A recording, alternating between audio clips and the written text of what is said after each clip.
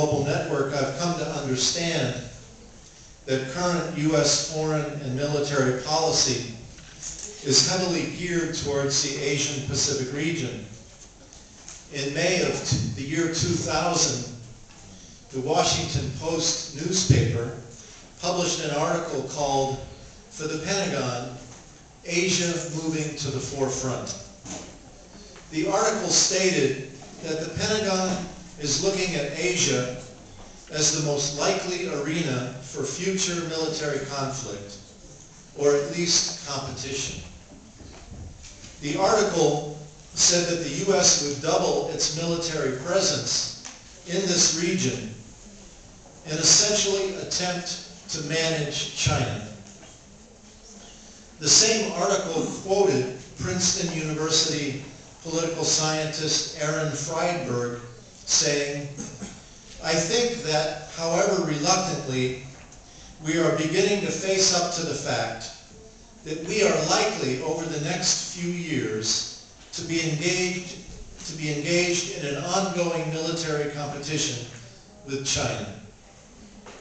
Former U.S. Ambassador to Thailand and Turkey, Morton Abramowitz, told reporters some time ago that the fact is American clout in Asia is decreasing. The U.S. ruling class understands this and intends to try to maintain its influence with military power. In a Pentagon report during the latter years of the Bush administration called "Transforming the Way the Department of Defense Looks at Energy," the military revealed its broader imperial goal, determining that the Pentagon's favored strategy of global military engagement is incompatible with a world of declining oil output. The study concluded that current planning presents a situation in which the aggregate operational capability of the military forces may be unsustainable in the long term. So implementation of the imperial ambitions requires, they said, our forces must expand geographically and be more mobile and expeditionary, so they can be engaged in more theaters and prepared for expedient deployment anywhere in the world. Thus, to ensure a reliable source of oil in the future, the Pentagon says it must increase its efforts to maintain control over foreign sources of supply.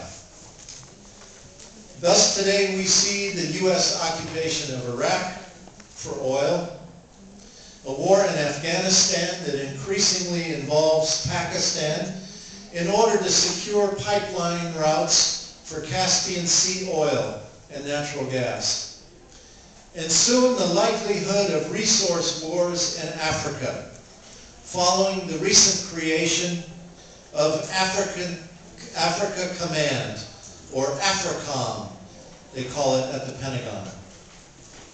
Using NATO as a military tool, the United States is now surrounding Russia and has dragged the alliance into the Afghanistan war.